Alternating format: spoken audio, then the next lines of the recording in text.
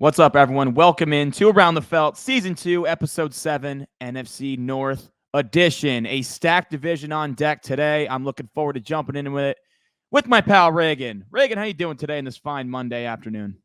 I'm doing good, man. I'm doing good. Happy to be here, Ready to talk some football. That is for sure. I mean, we're almost there, you know? College football starts this weekend. We're right there. Yeah. We're right every there. Monday we Can't just wait. get closer. Yeah, second to last division pod later this week. We will have a fantasy pod. I'm excited for that. I mean, that's where my knowledge really comes in, being the on-staff fantasy guy. I mean, I last year won 4 leagues.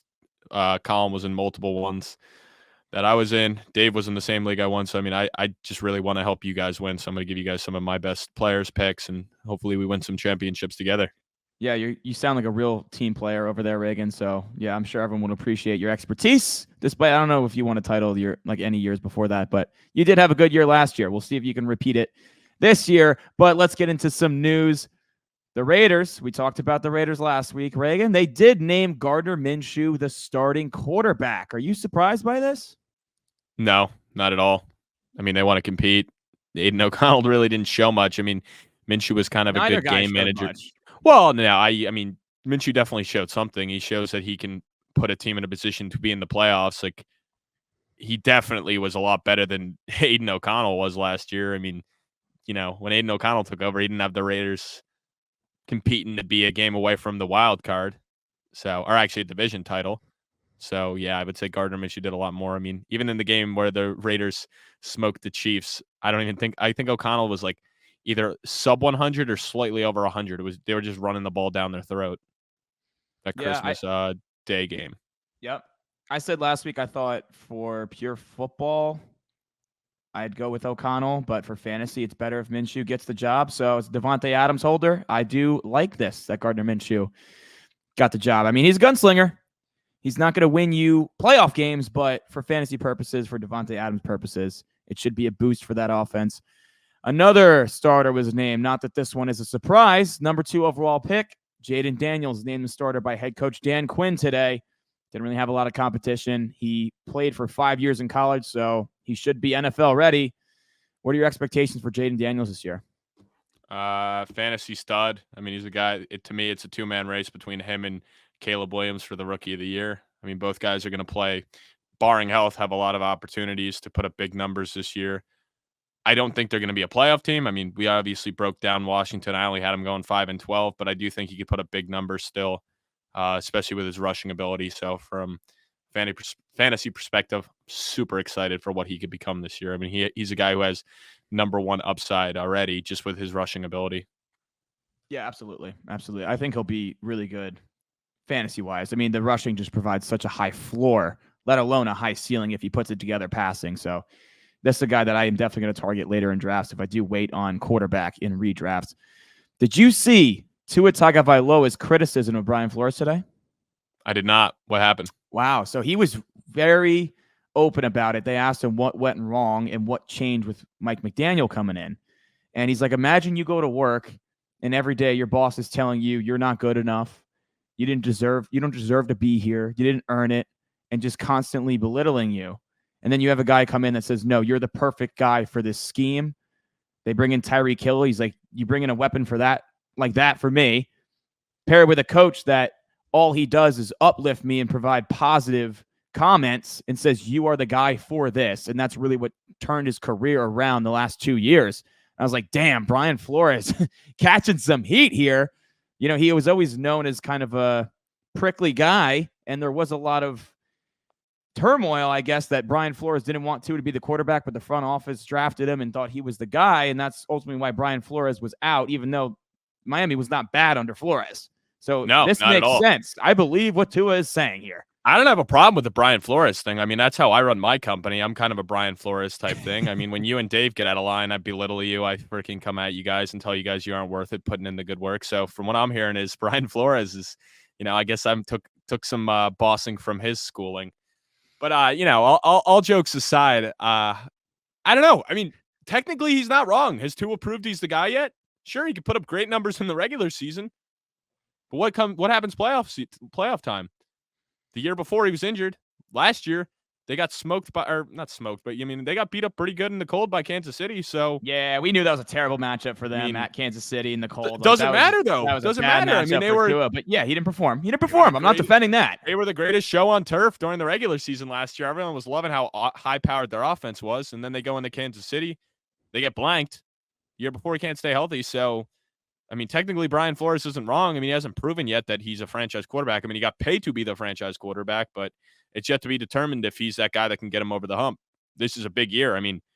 They could even miss the playoffs. I wouldn't be shocked at all if Miami's not in the playoffs with how loaded the AFC is this year. I don't really have any faith in Tua, and we've highlighted it a lot. The dude's had so many head injuries already. He's one really bad one away from being out for his career or to miss significant time this year. And then as much as I love Mike White, I don't care.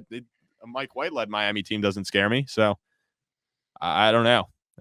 Obviously it's more apparent that the Dolphins are better under McDaniel than Flores, but he might not be wrong in that aspect that Tua's not the guy for the Dolphins. I'm not disagreeing with you there, but if you take a quarterback 5th overall in the draft and you're telling him you didn't earn this, Tua was a stud at Alabama. You're going to belittle the guy that you just basically your job was on the line for when you take a quarterback there. Like if you whiff, you're probably gone. You're not the guy that's going to be in the room making the call for the next quarterback. So that probably means shit on your own player that your entire franchise hinges on just seems like a very bold coaching strategy for me. That just means he didn't want Tua. He probably wanted Herbert or Burrow. That's what that tells me. Yeah, it wasn't his guy. Yeah, it probably came from above. I'm sure he wanted Burrow too, but obviously he wasn't on the board. But that tells me that pick came from above. So yeah, very interesting, man. You don't really see that often in the NFL when players come in this outspoken. Coming out about now coach. too. Yeah, I don't know. He just did an interview and it just came out, and I was like, huh, that's really interesting.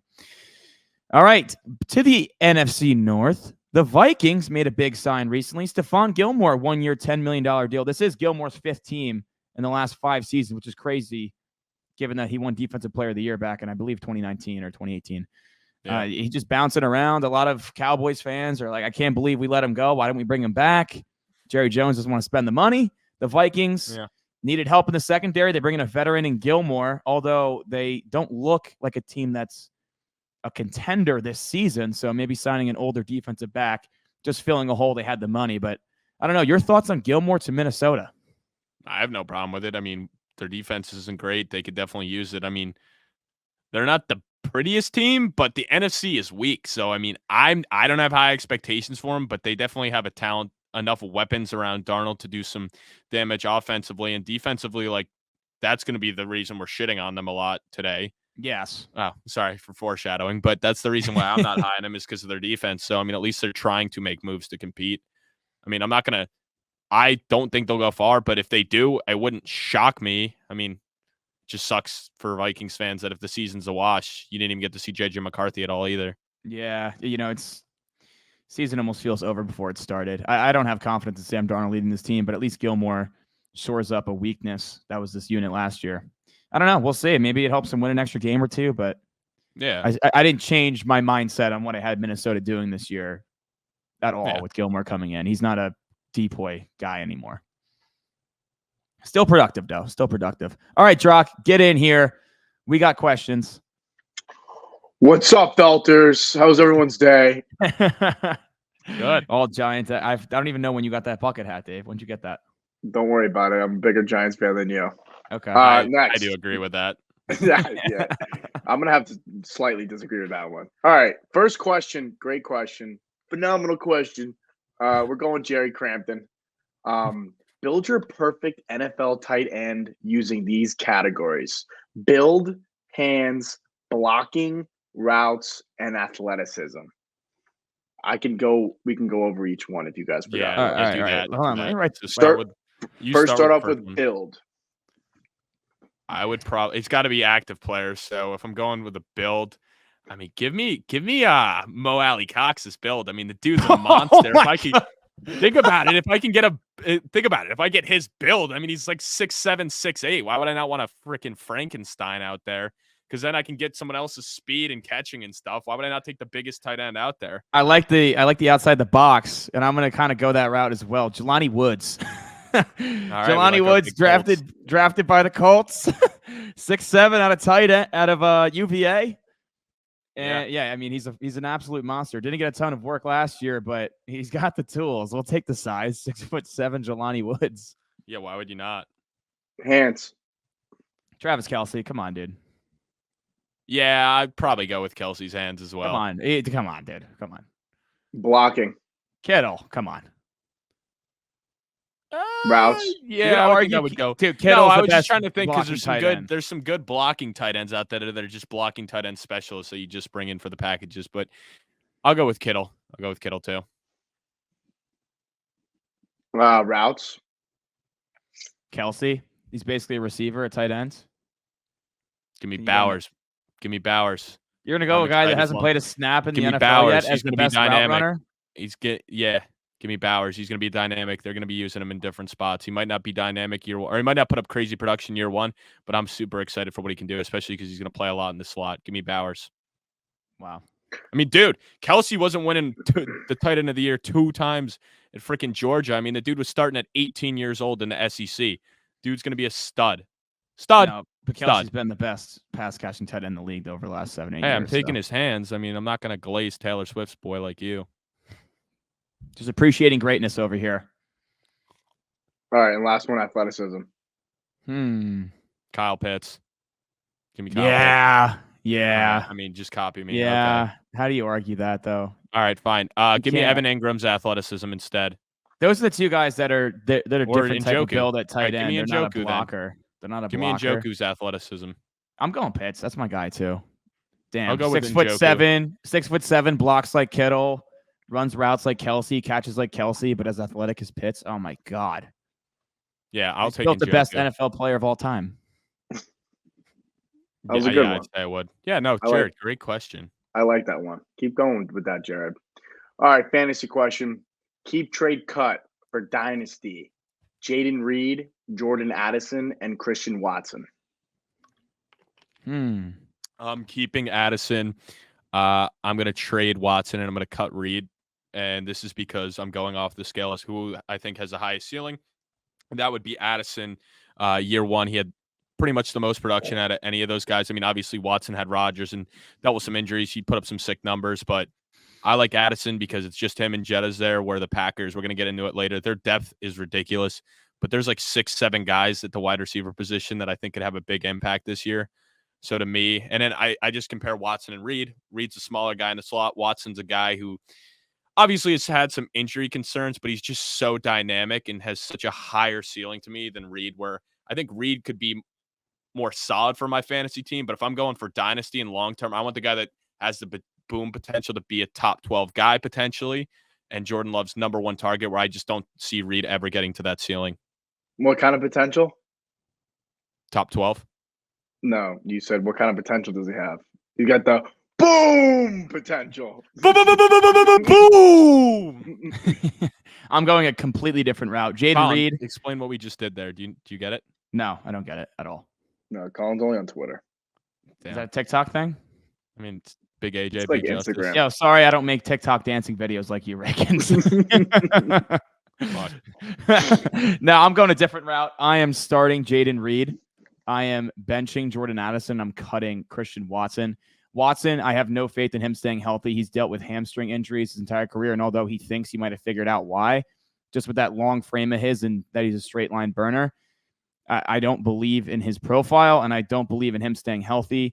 I'm benching Addison because he was very touchdown dependent last year, and when Jettas was in the lineup, his production went off a cliff. Like, he wasn't a viable number two, where we've seen like guys coexist in the same offense like Tyreek and Waddle. Like, his production really dipped heavily.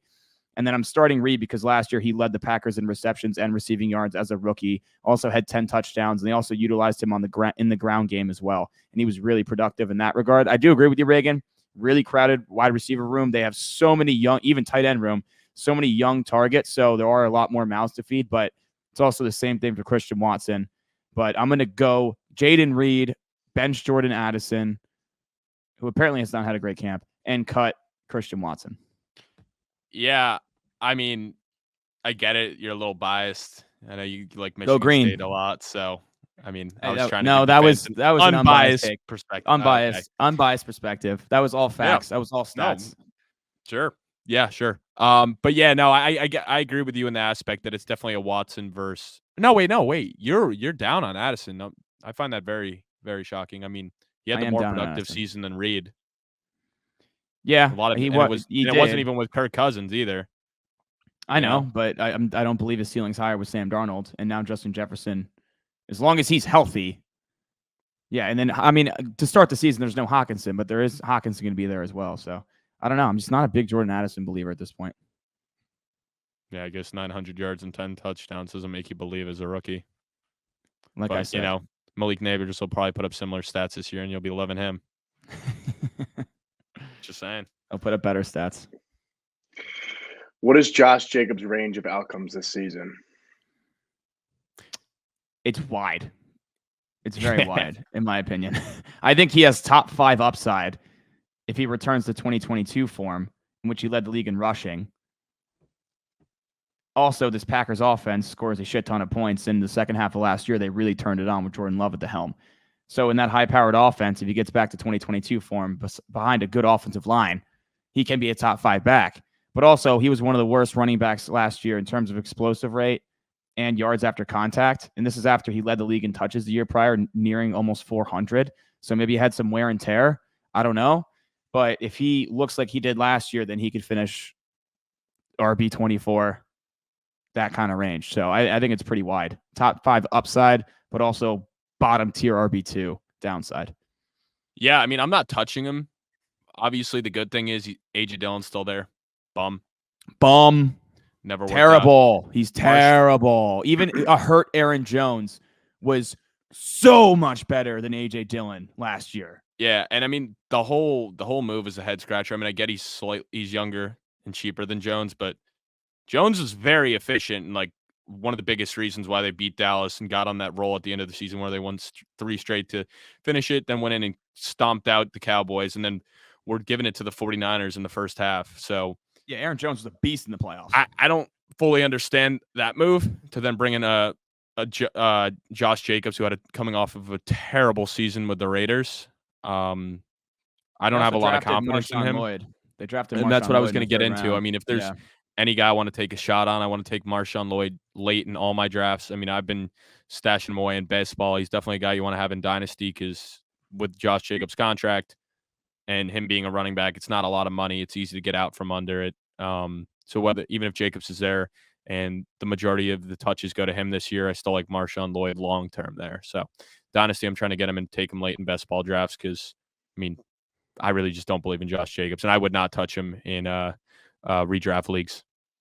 Yeah, I think Marshawn Lloyd is going to be the RB2. I think he's going to surpass A.J. Dillon right away. He has a different skill set. Yeah, shouldn't be hard to do. And then there's also Dillon's last year under contract, so then Lloyd is going to be the RB2 going into next year as well. And then who knows how Jacob performs this year. But, in bearing injury, like you want Marshawn Lloyd if Jacobs is out 100% in this offense. Yeah, I mean, plus a guy that calls himself Quadzilla and can't even get in the end zone like ever. I mean, for a guy that's size, nothing was worse as an Aaron Jones holder in fantasy. And he gets him all the way down there. He has explosive plays. He's working out of the backfield, catching passes. Then they put in A.J. Dillon, just gets stuffed at the goal line inside the 5. I'm like, what are we doing? This guy has cheeks. Is Jordan Love more likely to take the next step forward or collapse? I'd say forward. I mean, if you look at his splits, the first half of the season versus the second half of the season, it was night and day. He was unreal the second half of the season. I actually want to pull up the stats because it's ridiculous. Yeah, I mean, I would say forward. I mean, it does suck in the sense that he doesn't have a true number one. I mean, yeah, he's got a ton of depth. At the wide receiver room, there's a ton of guys. The tight end room, there's a ton of guys. The running back room, there's a ton of guys. There's a ton of guys on cheap deals, rookie deals. They're not really paying anyone anything. You'd love to see them go out and get him a true number one because we can debate Reed and Watson, but in my books, neither of them will ever become a true number one in this league. They could be a 2 and a 3. And Wicks. Dobbs as well. They're all good. None of them are number one. They're all good. They're all good, but none of them are going to be that alpha wide receiver. I mean, do you really think any of them will ever get to that? Maybe Watson has a ceiling for that. Reed, while he might be more consistent, I don't see him being more than a number 2 wide receiver. And that's also half because guys that play in the slot, it's pretty rare for them to be that alpha guy. I mean, it's Keenan Allen, we've seen Stephon Diggs, but outside of that, in recent memory, Amon-Ra, yeah. But outside of that, I mean, most guys, Cup, but yeah, now Nakua's there as well. So, but my whole thing is, I would have liked to see them go out and trade for somebody to try to help, especially while you got Love. I mean, I guess they did pay him, but he's still not making crazy money at this point. But that's due to the fact that everyone's getting paid. And 2 to 3 years from now, will be one of the lower contracts anyway, the way it goes with the quarterback scale. But I would have loved to see them make a move for a true number one. So over Jordan Love's final 8 starts, the team had a 6-2 record. He completed over 70% of his passes, had 18 touchdowns and 1 interception. He was ridiculous. So that's the Jordan Love that I expect coming into this season. Now, will he have an 18-1 touchdown interception ratio? No. But the efficiency is going to be there. He's going to be that guy. Yeah, it's kind of bullshit, man. The Packers just don't know what it's like to have a bad quarterback. Yeah, dude. Yes, they did it again. Brett Favre to Aaron Rodgers to Jordan Love. Yep. I can't wait for Jordan Love in 20 years on the Jets. Let's hop to Austie. Hey, Austie. Can the Bears get a wild card spot with Caleb? Yeah, I think so. I mean, they certainly can. And how far would they go? I mean, I could see NFC Championship. I mean, if the bracket breaks right, I mean, I think it would be hard for them to beat the 49ers, but we've seen Dallas being chokers if they go into Dallas and have to play them. I mean, I think they could get it done. I mean, Philadelphia obviously choked last year, so I'm not going to sit here and say that. I mean, the only team I could say for certain that they'd have a tough time with is the 49ers. I mean, I think the Packers and Lions will be in there as well, but at that point, it'll be their third time playing them. So I'd say NFC Championship is their ceiling to me, depending on how the bracket breaks out and what wild card they end up getting. Yeah, I mean, the Bears, this has to be the most excited fans have been since the fucking 60s. Like, well, if Caleb Williams lives up to his draft status as the number one guy and he continues to show these flashes that we've seen in the preseason, yeah, their ceiling's high because DJ Moore and Keenan Allen is such an elite wide receiver duo in the sense that Moore is a dog against man and Keenan Allen's one of the best at picking apart zone. And then, oh, by the way, we have Rome Odunze. We just picked 9th overall as a third guy. The weapons are there. The offensive Cole Kmet, who has not missed a game in 3 years and had set a career high in catches and yards last year. Very dependable. The offensive line is good. The defense should get better. I mean, their secondary is legit. Like, this team can win. I think their ceiling is 11 games. I think they're definitely in line to go for a wild card spot. As long as Matt Eberflus doesn't screw it up, you know? And also Shane Waldron coming over from Seattle. Did you see what JSN said about Waldron, by the way? No. So they asked JSN, like, oh, what should Bears fans expect from Shane Waldron? He's like, is this live? And they're like, yeah. He goes, oh, he's a great dude. He's a great dude. So JSN, as a rookie number 3 wide receiver last year, said that about Waldron. He didn't like the usage that he had. Thought they should have gone 3 wide receivers more, get him on the field more, design some more plays in which JSN could get involved.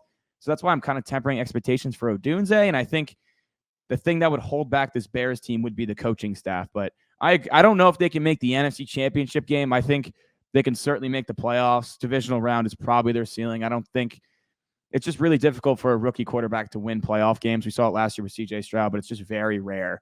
And Eberflus has not proved himself to be a legitimate NFL head coach yet.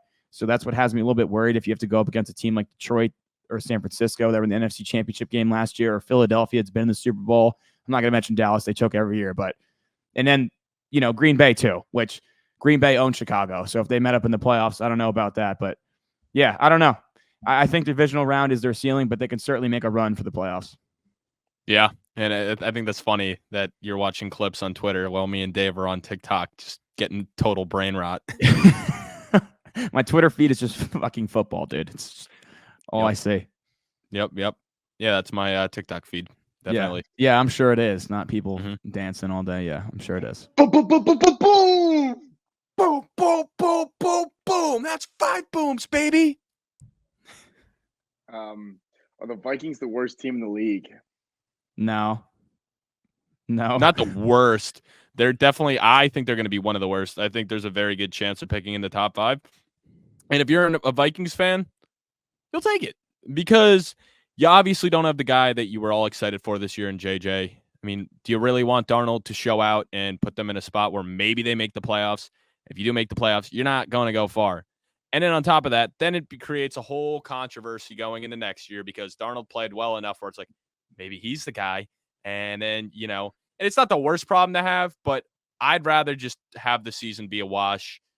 Win some games, show that the young defense is improving, and then have a good pick next year to either add to the offensive line or, they probably wouldn't need another skilled guy with Jefferson and Addison already, but then you could be primed to get one of the best defensive player next year. But obviously they're not going to tank, but I don't know. I find it hard to believe that they're not going to have a top 5 pick, if top 10 at best. Yeah, they're not the worst team in the league. I like this offense a lot. They have a legitimate offensive line anchored by 2 stud tackles. I love their receiving core when Hockenson gets back. Running back, they brought in Aaron Jones. So even with Darnold at the helm, they should be a respectable offense. Defensively, yeah, they might have their issues in the front, but they have a pretty good secondary. They're not one of the worst teams in the league, but they just have a very low ceiling with Sam Darnold leading the helm. So I'd imagine they're picking top 10 as well. But yeah, they're not. Someone who's going to argue the Patriots are a better team than the Vikings? Like, come on. Yeah, if they had Belichick still, I'd have that argument, but without him, it's hard to have that argument. They just got a tough schedule too. They open up the year with they got a cupcake game to start the year with the Giants, but after that it gets tough. 49ers, dude, we own Minnesota. Yeah, but Sam Darnold returning home, good guy. Did a lot for my buddy back in the day. So just a hater because Giants beat the Vikings in the playoffs 2 years ago. Dude. I'm a hater. I'm a big Sam Darnold guy. Just a hater. He did a lot. I am too. My Jets, and he did a lot for my buddy Jared. So I am. So we rooting for him? Yeah, baby. This is from Sam Darnold, the Blue Wristband. All right, let's get it done, Sam Darnold. We're locked in. You just heard it here. Me and Colin are locked in. Sam Darnold. No. I hope Sam struggles week 1, but rooting for him the rest of the way. You're acting shocked, bro. Come on. What are you doing? But the Vikings schedule. It's tough. Week 1 is winnable. But 49ers, 5th most difficult, Reagan. 5th most difficult. It's tough. 49ers after that, Texans, Green Bay. Then they got to go to London to play the Jets and the Lions, the Rams, Colts, Jaguars. That is a Titans, Bears. They got a lot of playoff teams, and on top of that, we expect the Bears and the Falcons and the Jets and the Cardinals to be much improved. So it's going to be tough. There's a couple games on here that are coin flips, but outside of that, there's a chance. There's an outside chance, Austin, looking at the schedule a little more just now casually. They might be the worst team. I think it might be worth a sprinkle. It's a tough schedule. It is certainly a tough schedule. Is Jordan Love a top 10 quarterback? For fantasy or just for NFL? Just in general, no fantasy. I don't know if I'm ready to throw him in the top 10 yet, but he's on the cusp. He's top 15 for sure. Probably top 12. I don't know if I'm ready to throw him top 10, though. I think I would put him in my top 10, but being 10 or 9, just because. Should we do it? Should we go through? Yeah, we could go through real quick. All right. Let's go through real quick. Dak Prescott? No. Prescott's better than Love. He had a better year last year. Yeah. That's what I'm saying. No, he's not better than Prescott. Oh. I'm saying, say yes if you think he's better. Right? So I said no, because he's not better than Prescott. I'm saying yes if you think the other quarterback I'm naming is better than Love, because it's easier to just go through quarterbacks that are close instead of naming every quarterback. You know what I mean? Okay, yeah. So Dak's better. Dak is better. Would you say Kirk is better? No. Not at this stage. Not at this I'm point. not saying, we don't know what it's going to be like Kirk. with the ACL. Carolina, Baker's not. Carr's not. Goff. Same division. Goff's better at this point. I'm going Goff, but that one might change after this year. Can't go Bears, can't go Vikings. Purdy? No, Purdy's not better. I'm not going Purdy either. Stafford. I'm going Stafford. Stafford's not better. You don't think? I'd rather at this point, no, I'd rather Love. A lot goes into it with the age and shit, and I know you can't really put that in, but Stafford's coming off a terrible injury-riddled. Well, I shouldn't say terrible. They were in the playoffs, but it was a down year for him where he dealt with injuries, where Love's obviously coming off of a career year. And maybe I'm putting in a little bit biased, but what he was able to do in the playoffs too. He went into Dallas and took care of business versus Stafford, goes into his hometown and gets beaten. So and even in the 49ers game, Love had a good game as well. So I'd personally take Stafford, but that's definitely arguable. So we won't count it right now. What about Kyler Murray? I'd take Love over Kyler. Okay. Josh Allen. Yeah. Tua. Allen's better. Tua. No, Love's better than Tua. Tua, I have no faith in. Tua's a bum. Even though Tua had better stats last year? I don't care. Okay. I don't care because it doesn't matter. He didn't do shit. Like, awesome. The stats are amazing in the regular season. What happened in the playoffs? Okay. What happened in the playoffs? I mean, we gave the Cowboys all this shit, but at least Dak's consistently getting them into the playoffs. But we give them all the shit. Like, why does just because the Dolphins aren't the Dallas Cowboys?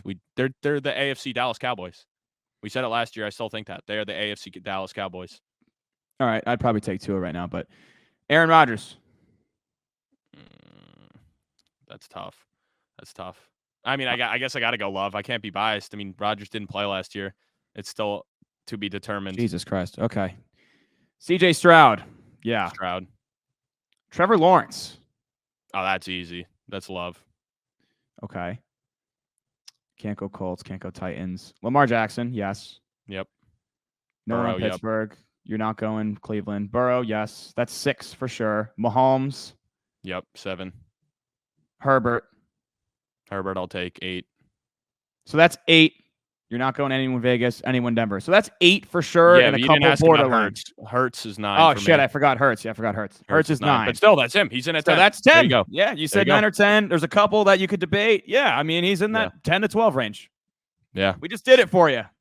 There you go, Austin. He is in the top 10. According to me. And Colin, it sounds like he's just outside. He's right there. I mean, you could debate. There. This off-season questions, man. We're not preseason. That's the off-season when we got nothing else to talk about. Last question of the night. Is Justin Jefferson going to be a top 5 fantasy wide receiver this year? Well, I find it hard to believe.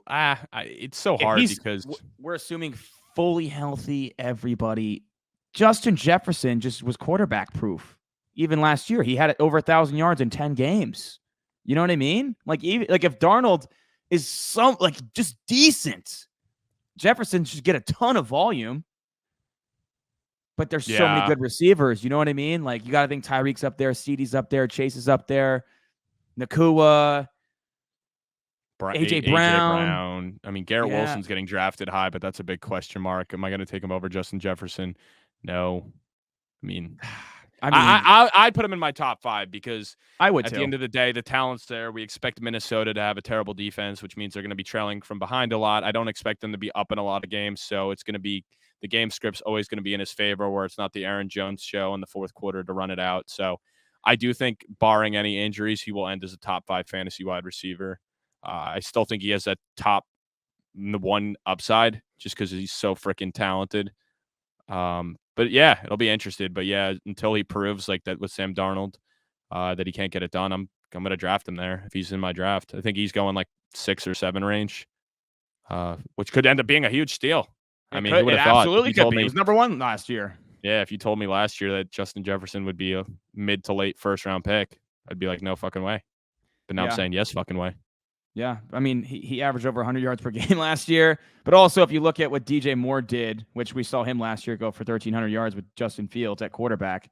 But if you saw what he did with Sam Darnold in Carolina, it wasn't great. And DJ Moore's a legit wide receiver, not on Jefferson's level, but still, that gives me a little bit of concern.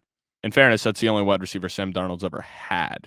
Because in the 49ers, he barely played. On the Jets, he had nobody like throughout his career. It was like Braxton Berrios, and it was who else did we have? I'm trying Brandon to think. Marshall. Was that Brandon Marshall? No, that was Ryan Fitzpatrick. Sam Darnold didn't have those guys. I'm trying to think. Robbie Anderson was like his biggest guy. Robbie. So I mean that tells you everything you need to know. All right, Reagan, you ready to dive into this division? Start with the Minnesota Vikings. Yeah. No, we're starting with the Chicago Bears. Let's start with the Chicago Bears. Come on now. Technically, both teams went 7-10. Technically, the Bears lost a tiebreaker, so they were worse last year. 7-10 season.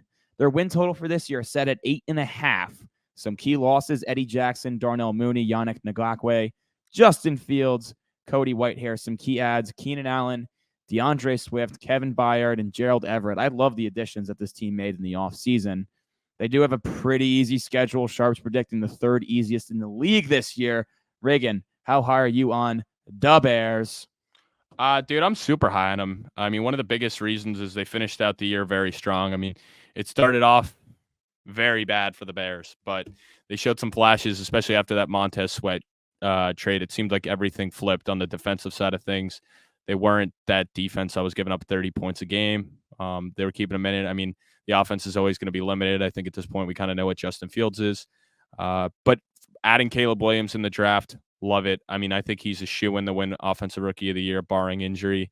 I mean, the dude was a stud in college, and then from everything we've seen so far, and granted, it's training camp and it's preseason, so you got to take it with a grain of salt. But so far, he's looked everything legit. And honestly, we have never seen a first-round pick be put in a situation, a first overall pick be put in a situation like this ever. I mean, he's going into one of the best situations you could ask for.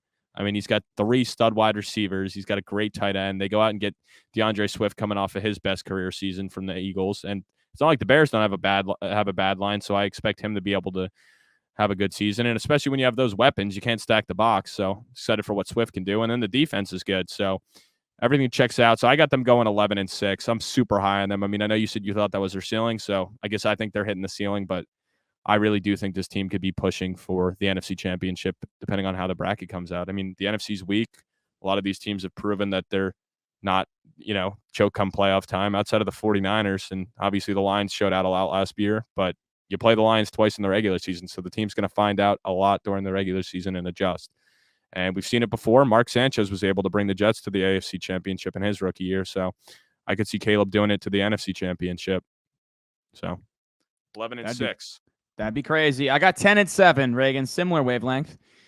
This offensive line is actually good. It was weird, though. Like, they allowed 50 sacks last year, and they played the easiest schedule of opposing defenses. But Fields being gone should help that a lot because that dude held the ball so long, he couldn't read a defense. And a lot of those sacks were on him because, according to ESPN, 5th in their pass block win rate, and they were 2nd in the run block win rate as a young offensive line unit. So that is a positive. And Caleb Williams stepping in there, even as a rookie, will be better than Justin Fields and getting the ball out. But also, we've seen him already in preseason be able to avoid sacks and run around and create behind the line of scrimmage outside the pocket, which is that ability that separates quarterbacks, Mahomes-esque, if you want to say. Caleb Williams will improve in that regard. He's not taking 50 sacks this year, I don't believe. They're also projected to face the easiest schedule of defense and pass defenses in 2024. So I think Caleb and this wide receiver trio are going to eat if he does live up to his draft status, which I believe he will. But, like you said, Reagan, he is definitely the favorite for Offensive Rookie of the Year. I like Swift. He's solid. The Eagles have a better offensive line than Chicago had. His career high, 1,049 rushing yards last year. Only had 6 touchdowns, but granted, Jalen Hurts snaked a lot of those. But he's definitely an upgrade over what they had last year in the backfield. Komet has started every game in the last 3 years, top 500 yards in all 3, a great safety blanket, solid all-around tight end. So I like him in there as well. And I mentioned earlier, DJ Moore had 1,364 yards last year and 8 touchdowns with Justin Fields. And now I understand Keenan Allen and Rome Odunze are there, so maybe he doesn't replicate that like statistically on the stat sheet, but he's an absolute stud. Should be Caleb Williams' go-to guy his rookie year. Defensively, now this was a weird thing I saw. They were 30th in pressure rate and 31st in sacks. You mentioned it did turn when Montez Sweat got there. He led the team with 6 sacks, which he only played 9 games for the Bears. So that was crazy. There wasn't a lot of help outside of Montez Sweat.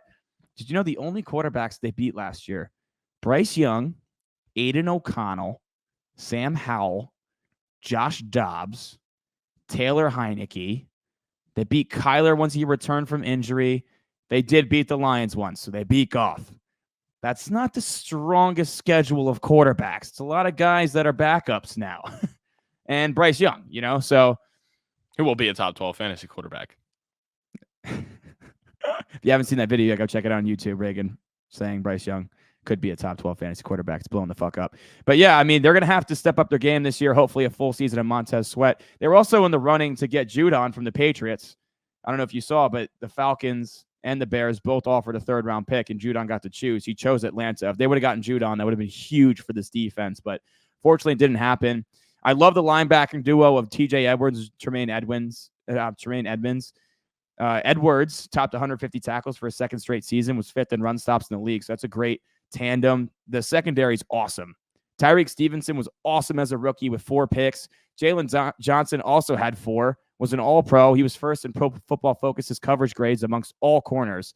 Really was a stud. Kyler Gordon, second-round player out of Washington, also had a big step forward last season. And Jaquan Brisker, who they took out of Penn State, the safety, a couple years back, was the 4th best safety against the run, according to PFF. So the secondary is young, and I absolutely love it. So that kind of takes some pressure off the guys up front. Gervon Dexter, have to mention him, former Gator. He was pretty good last year. 2.5 sacks in the interior, but a really good pressure rate. So I'm hoping he takes a step forward, be really big for this front. But yeah, I mean, this Bears team, the offense should be good. The defense will be better, especially with that secondary, because it seems like all those guys have not even entered their prime yet outside of Jalen Johnson, and they just keep getting better and better. This is a fun team. The Bears have been in turmoil at the quarterback position for such a long time. They finally got their guy in Caleb Williams. I'm just a little bit worried about the coaching staff, but ultimately this team looks pretty damn good on paper, and they should make a run in the NFC with the 3rd easiest schedule. Yeah, and I mean, them getting Troy Taylor too. I mean, the best punter in college last year, underrated move because, I mean, people don't really give special teams enough credit. But if you have a punter that's a boomer and can just really pin him back, that's a game changer. So I'm gonna say that's an underrated move.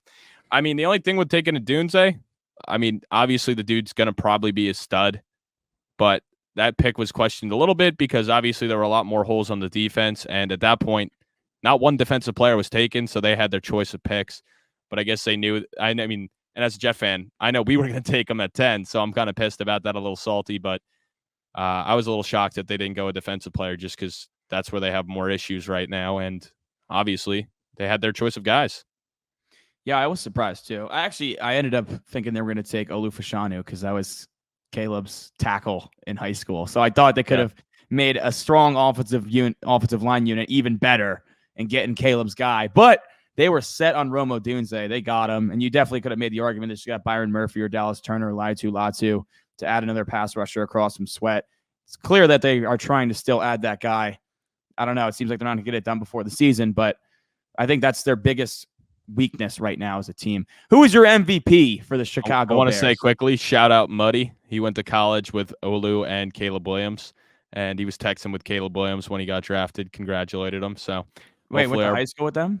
Yeah, he went to high school with them. I thought I showed you that. He was showing me that he was texting him, congratulating him when he got drafted. He didn't know Olu, but same high school, like you said. So maybe Muddy's connection with Caleb gets us an interview. You never know. Hey, yeah, come on, Muddy. We want. I think he said he was like he's obviously a little bit younger than all of us. I think he was like a camp counselor for him or something back in the day.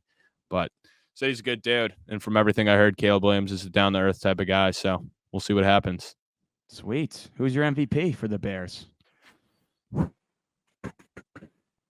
there's a lot of ways you can go, but I ain't going to overthink it. It's going to be Caleb Williams. I mean, this team goes as far as he goes, and I fully expect him to have a big year. I think he's going to be the main reason that they get into the playoffs. I mean, the defense, I think, is good enough to hold up, but offensively, this is the best quarterback they've had since Jay Cutler, and Jay Cutler was nothing crazy. I mean, he showed flashes, but never lived up to his potential. So I think this is something the city's needed for a while now. I mean, obviously going back to the double doink when they thought Mitch might be the guy, he wasn't. But finally, I think they got their guy.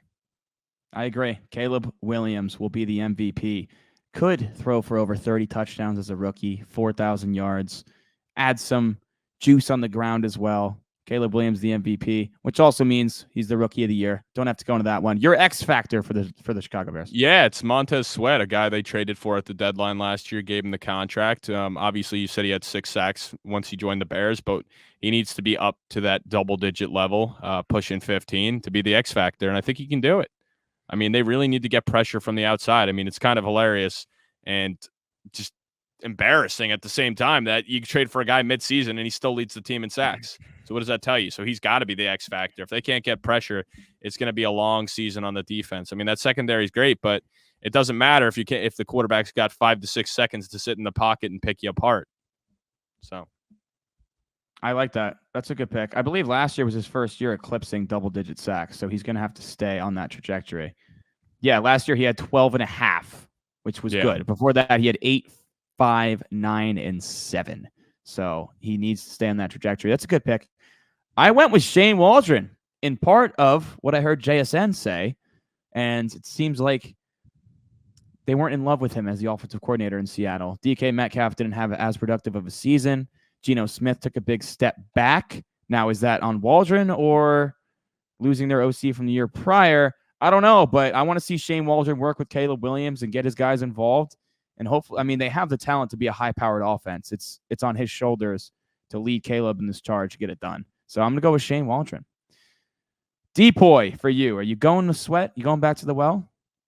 No, I'm going Jalen Johnson. I mean, he's the all-pro there. I mean, as good as I think Sweat can be, I don't know if he's going to eclipse that all-pro ceiling. Just too many better pass rushers out there. Well, we know Jalen Johnson's top 3, top 2. You can even make a case for the best corner in the league. So he's my depoy. Yeah, no arguments from me. Drock, get your ass in here. What is your Drock's lock for Dub Bears? Drock's got a pretty square one, but I think it makes some sense to Drock. Okay, here we're going to go Caleb Williams, offensive rookie of the year. I mean, if it ain't Malik Neighbors, it's going to be Caleb. Drock does have 250 on Malik already. Yes, he just put more on it. But if you're going to have a guy that's probably going to be a little above average, it's probably going to mostly go to a quarterback for offensive rookie of the year. And if that doesn't make sense, then you haven't watched football before, because that's usually what freaking happens. So, yes, Caleb Williams plus 135. Slam it. Wow, plus 135. Good for you, man. You're gonna make 30 or 0.35 units after that hits. That's awesome, because you could use your winnings from the Caleb bet to basically hedge out all the money you threw on Neighbors. That's awesome. Happy for you. Yeah, I mean, that's a good pick. It's a good pick. No, it is a solid pick. I think it's a lock. I mean, as long as he doesn't get injured, I don't know how he doesn't win. And also, me and Dave were talking about it the other day, actually in person, crazy enough. But I mean, just look at the other, look at the NBA. Wembanyama, first overall, he won it. Paul Skeens, while now it's become interesting for him winning with Jackson Merrill kind of emerging and Skeens struggling a little bit lately, you assume he's going to hold on and win it, first overall pick. So I'm just don't overthink it. Just take and Connor Bedard as well. I mean, it's a hockey as well. It's the year of the number 1 overall picks. That's what I'm saying. Don't overthink it. Just go with the trends. I mean, come on now. It just has to be. They want their faces. They want these guys. They go 1. They're the face of the league, and they reward the face of the league with the Rookie of the Year trophy. So I'm not overthinking it. Unfortunately, I don't even think they drafted a defensive player. So I guess we're going to see an undrafted player win the Defensive Rookie of the Year, because got to keep that to 3 years in a row of the offense and defensive rookie being on the same team. Yeah. I mean, and when you look around the other guys, we saw last year Stroud won it, even though Puka Nacua set the receiving yard record for a rookie. When you have a quarterback, they're going to get the nod unless it's a really bad quarterback class. But this is a really good quarterback class, but Caleb is clearly set up for the best success. Jaden Daniels in Washington, team that should struggle. Drake May in New England, a team that should struggle. Michael Penix is not even going to play. J.J. McCarthy's out for the season. And then it's Bo Nix, which, yeah, he looks good, but that Denver team should struggle. So Caleb is set up to get it, even if Marvin Harrison Jr. or Malik Neighbors break the receiving yard record that Puka set last year. It's or Malachi Corley. It's going to be really difficult to unseat the quarterback and the number 1 overall pick in Caleb Williams. I'm not even overthinking it. I mean, I'm a degenerate. I love to gamble. We all do here. But to me, on Caleb, I'm not going to bother throwing it because, I guess I'm a little greedy, but I don't like the odds. I mean, it's nice it's plus money, but I'm not going to a big future like that. I'm probably not going to take while I think he wins it. And then I just don't even see a point in sprinkling on the other guys because I just think Caleb's such a lock to do it. So this is one I'm staying away with, but I do agree with Dave that he's going to win it here. I don't know. This seems like the most locked up an award's been going into a season in a while for like the offensive rookie of the year. Like I really just don't see any other competition besides maybe Jaden Daniels, just because of the fact that we know he's going to play all 17 games. And if he does somehow sneak Washington into the playoffs, like we saw with Robert Griffin Jr. years ago, then he makes a case for it. But we both think it's going to be a playoff team. So it's hard to see a guy that gets his team into the playoffs not being the offensive rookie of the year. Yep. All right, Reagan, let's transition to the Minnesota Vikings. Coming off a 7-10 season, roster looks a little bit better. No more Kirk Cousins. Win total 6.5. Some key losses: Kirk Cousins, Daniil Hunter, Marcus Davenport, Jordan Hicks, Alexander Madison, and Josh Dobbs. Some additions: Jonathan Grenard gave him a big deal. Andrew Van Ginkel, underrated pass rusher. Sam Darnold, the new QB1. Aaron Jones, Shaq Griffin, and Stephon Gilmore. Sharp is predicting the 5th most difficult schedule for the Vikings this year. We highlighted earlier, Reagan. They got a gauntlet. Tough look for the Vikings to start the season. What is their record going to be? Yeah, I got them going 5-12. I'm not bought in at all. I think their options are still viable for fantasy. I think it is better for Jefferson, Addison, Hawkinson, Jones with Darnold at quarterback versus JJ. But the schedule's tough. The NFC North just got a hell of a lot better. We expect the Packers to be way better. The Lions are going to be even better, and the Bears are going to be better. So those 6 tough games right there. I mean, I highlighted earlier in the podcast, they got to play the Jets and Falcons, Cardinals. We think they're all going to be better, and they still got playoffs teams like the 49ers. So it's just a gauntlet of a schedule. They got a lot of toss-up games. I mean, I'm just really not buying into it. I think the defense still has a lot of holes. I mean, I'm happy they went out and got Dallas Turner. He is the shoo-in for the biggest impact for the offense there. I mean, they outside of those two, they really didn't draft any key players I see having a big impact in year one. I mean, it sucks we won't get to see JJ. But this is kind of one of those teams that's going to struggle a lot for the NFL, but they'll be a gold mine for fantasy because I think they're going to be trailing in most of their games. And they're a team I'm going to be fading most weeks. It's probably not week 1 just because, Sam Darnold's that guy. But now we'll see. But I actually think, like, after going over the schedule and what Austin brought up before, and I know Dave kind of made some points earlier in the NFC East podcast about Washington having the worst record, but I do think they're sneaky Minnesota to have the worst record in the league. That would be crazy. And you mentioned where it's not a draft class that should have a ton of impact. They moved up for Dallas Turner. They gave a lot of picks. They jumped up 1 spot for McCarthy. They were really aggressive. And next year, they're without their 2nd, 3rd, 4th, and 6th round picks, which is crazy. So they might not be good next year either if McCarthy doesn't come back and, after a redshirt year and be that guy that they selected 10th overall. I do understand why they moved on from Kirk Cousins, though. Given his age at 35, his production has gradually slipped the last 3 years as a starter in Minnesota, and they only won 1 playoff game with him since 2018. Like, they were kind of stuck in that quarterback purgatory where why give a guy coming off the Achilles $160 million over 4 years and top that deal that Atlanta gave him? Atlanta was desperate for a quarterback. They've been, ever since Matt Ryan left, they've just really have struggled there. So I agree with their team building philosophy of not paying Kirk. It just means this year they're going to struggle. They're not going to be on that same level. I have them at 6-11. Not just 1 game better than what you have. I think O'Connell's a good coach, and I think the offense will still be productive under him with Sam Darnold at the helm. But this is just the clear bottom team in the division for me because it seems like every other team has trended upwards in terms of talent, while Minnesota has trended downwards. Like, you could say all of the 3 teams in this division, I think, have gotten better on paper from last year, where I think Minnesota's gotten worse. Plus 1,100 as well. Plus 1,100 for a worst record in the league? Yep. What does that rank? That's now, tied for 6th with Washington. It's New England at plus 320, Denver at plus 550, Panthers at plus 650, Titans at plus 800, and then Drock's Giants at plus 1,000. Okay. I do like the offensive talent, though. The offensive line's legit. Brian O'Neill was first in ESPN's pass block win rate last year amongst all right tackles, and Darisaul's an absolute stud, top 5 left tackle in the league. He is a stud. He was PFF's 5th best pass blocking tackle last year, too. So having those 2 anchors to protect Darnold, because Darnold really struggles under pressure, that's huge. As a unit, they were 3rd in pass block win rate, 19th in run block win rate. So a solid pass protection will be huge for Sam Darnold, and for fantasy purposes, like you mentioned, Reagan, I think they'll be trailing a lot. And when Hawkinson comes back, he'll be really viable again. Addison and Jefferson should hopefully get a lot of targets. Addison had 70 catches for 911 yards and 10 touchdowns last year. I think the touchdowns are going to go down this year. Wasn't as productive with Jettas in the lineup, but it is a solid core. And Aaron Jones ran for 226 and 3 touchdowns in 2 playoff games last year, coming back from the injury. So although he missed time, he still shows he has a lot left in the tank at 29 years old.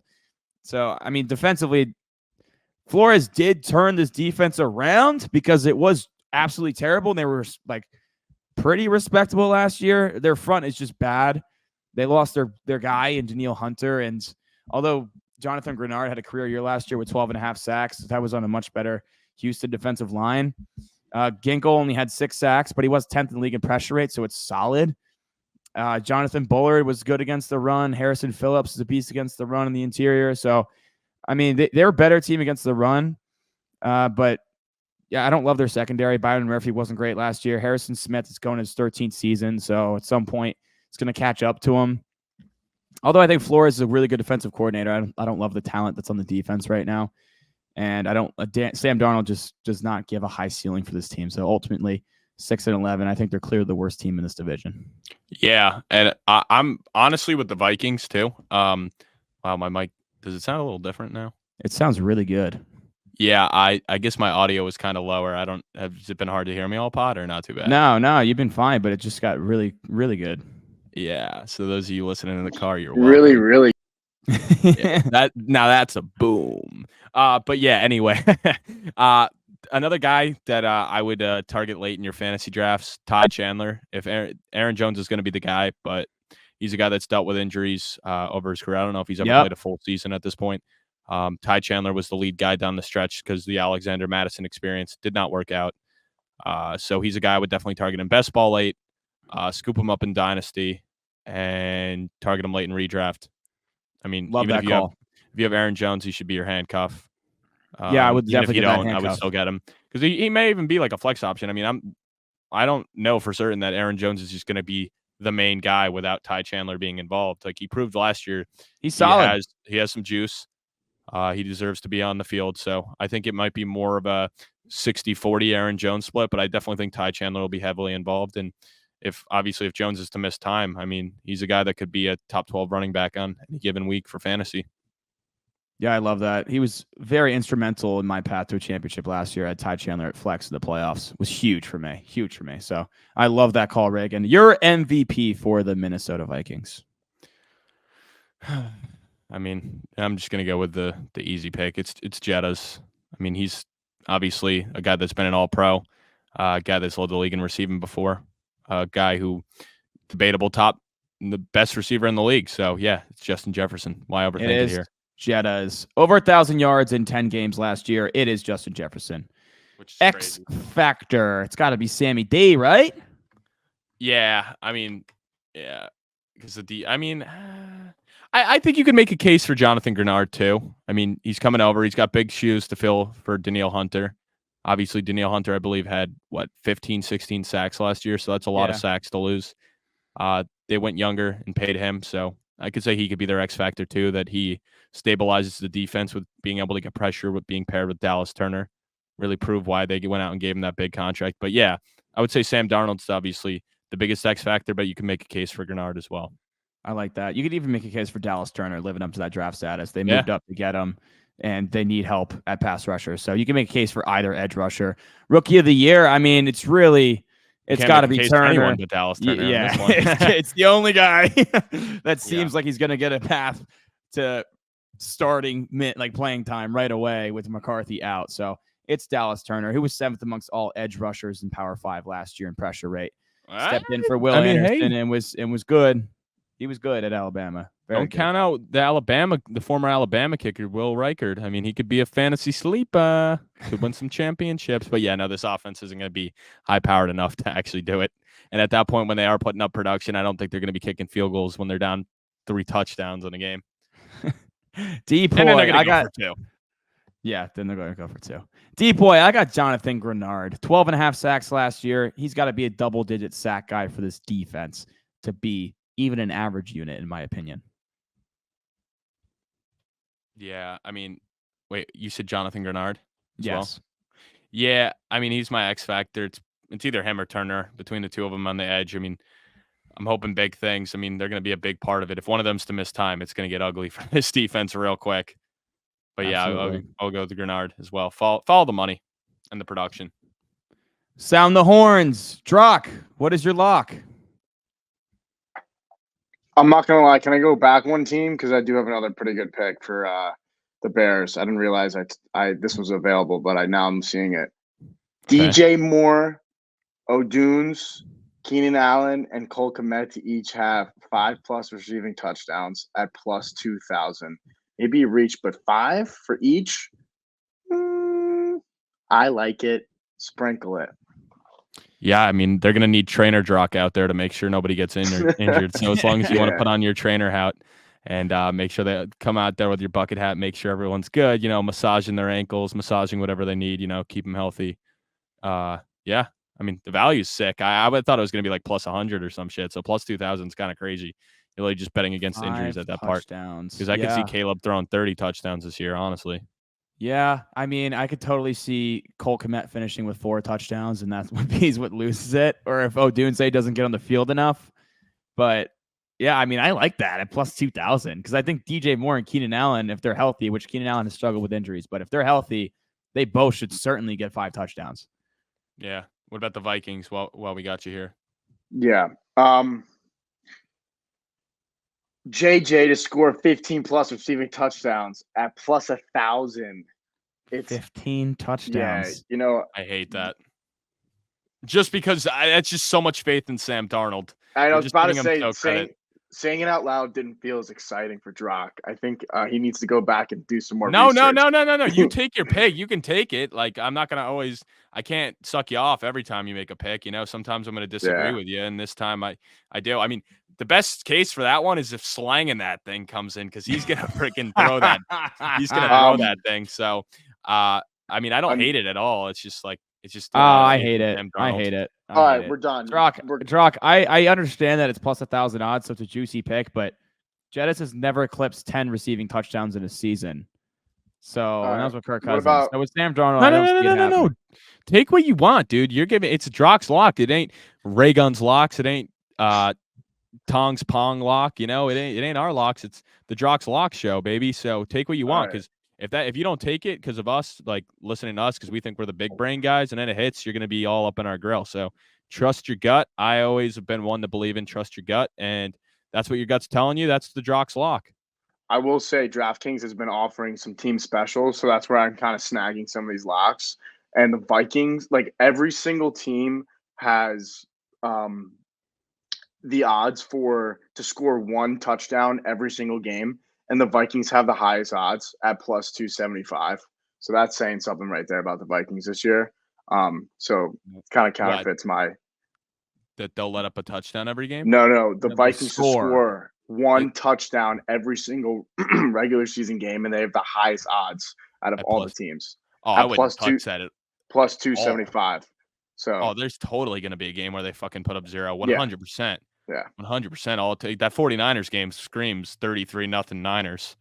Yeah, I mean, with that schedule, I wouldn't touch that either. Yeah, I'm fine with that, Drock. Trust your gut. Trust your gut, kid. Got you this far. Trust your gut. All right, Reagan, the Green Bay Packers coming off a phenomenal second half of last year to finish 9-8 after starting, I believe, 3-6. They turned it around. They figured it out. The win total this year, 10.5. High expectations in Green Bay after that ass beating they put on the Cowboys in the playoffs in Jerry's world, in which Dallas's defense was unreal all season. And then they lost to the Niners 24-21 in the divisional round after giving up 10 unanswered fourth quarter points. They were right there, man. They were right there from being an NFC Championship game. Sharp is predicting the 14th most difficult schedule this year. So middle of the pack for the pack. Reagan, do the Green Bay Packers go back to the playoffs? And could they challenge the Lions to win the division? They do. They go 10-7. They make it back. I mean, I've been highlighting it a bunch already, but this offense has so much freaking depth. It's crazy. I've never seen a team where you can make a case for 5-6 guys as the wide receiver 1. I mean, and the tight end position, they got 2 rookie tight ends last year between Musgrave and Kraft, put up big production. And then at the running back room, Josh Jacobs had a down year, but the year before that, he led the league in rushing yards. I mean, A.J. Dillon, you don't love him, but he's still a viable. I mean, that sounds kind of gross saying it, but viable running back. Maybe A.J. not. Dillon? No, he's bottom of the league. Probably not. But still, Marshawn Lloyd they drafted. So I mean, they got depth at the on the offense in their wide receiver position. And you highlighted earlier, how good Jordan Love was down the stretch. I mean, an 18-1 touchdown to interception ratio, and then going into the playoff, kicking ass in Jerry's world and almost beating the 49ers. I mean, I had this team to win the Super Bowl. That's how high I was on them last year, and I don't just throw that around lightly. That was your the second take, the second take of the bracket. Yeah. Well, for a little bit, it looked great. In the first half, I was like taking my victory laps already. But yeah, and I mean the defense you expect it to be better. Obviously, Joe Barry's out of there. I mean, he's a guy that I'm sure most Packers fans are happy to be gone, just because they had some games early in the year where they couldn't figure it out on the defensive side of things. So Yeah, Tommy DeVito cooked him. yeah, that should have been that was kind of probably one of the final straws there. I mean, if you let Tommy DeVito, and I believe that was in Lambeau, correct? Or no, was that in MetLife? No, it's at MetLife. I was there. Okay. No big deal. Not as bad. But I mean, obviously they get Jeff Hafley this year, so we'll see how that goes. Love Rich Bisaccia. I mean, I think he should be an NFL coach. It's still bullshit to me that he didn't get the Raiders job after he turned it around and brought them to the playoffs after the John Gruden experience. But still, hey, that's a hell of a coach to have as your special teams coordinator, a guy that Agreed. stepped into a position and actually won games. So love that. O-line's pretty solid. I mean, Jordan Morgan, a guy that a lot of people said they reached on. I actually thought he would go in the first round. Not to them. I thought that was quite the reach, but, I'm excited for that. I know he played tackle at Arizona, but it looks like from everything I'm seeing, he's slated in to be the right guard. Crazy Bakhtiari's gone finally. I mean, he was such a staple there with Rodgers, but he might be joining my Jets at some point as depth piece, but still has not been picked up yet. But yeah, got him going 10-7. I'm also excited for your boy McKinney. Obviously, Giants let him walk, so I'm excited to see what he can do there in Green Bay because I know they've invested in that position a lot and haven't been able to find it because Clinton Dix comes to mind. A couple other different guys, but it seems like the Packers have never really been able to get a staple at the safety. So hopefully this is a guy that can be there for multiple years at a high level, playing at a high level. Yeah, speaking of safeties, they missed on Darnell Savage. She was one of their losses. Forgot to highlight earlier. So David Bakhtiari, Darnell Savage, John Runyon, guard Aaron Jones, Devondre Campbell. Some key adds, not a ton. They spent big money on McKinney to bring him in and Josh Jacobs. I got the Packers at 11-6. I'm buying into what we saw from the Packers the second half of last season and not the first half because that's really when the offense found their footing and Jordan Love was an elite quarterback.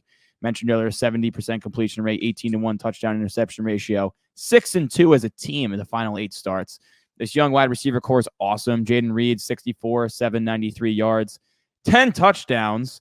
Dobbs had 59 catches, 674 yards, 8 touchdowns. Dontavian Wicks, for a 5th-round rookie, was also great.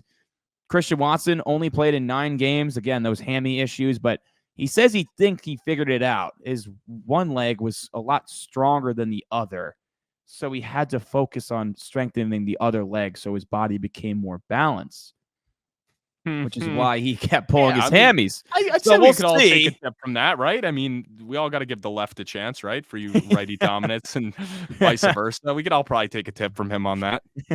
Yeah, I think certainly we all could. Josh Jacobs ranked 48th out of 49 running backs in explosive play rate last year, was also towards the bottom of the league. I believe he was bottom 4 in yards after contact among the likes of Dameon Pierce and Jamal Williams. So that's not good. A lot of wear and tear after that 2022 season, which he led the league in rushing. They need the 2022 Josh Jacobs. Maybe not at that level, but better than last year. Maybe a step below that 2022 level because this offense is going to be so high-powered. Their offensive line was great. I mean, the Green Bay Packers, their whole starting offensive line, they don't have a single first-round pick on it. They were 2nd in ESPN's pass block win rate last year and 3rd in pressure rate allowed. That is crazy. I believe their left tackle was picked in the 7th round like 2 years ago, and he's great. I mean, this offensive line is awesome. Projecting Jordan Love, he's going to pick apart defenses with this young core that we mentioned.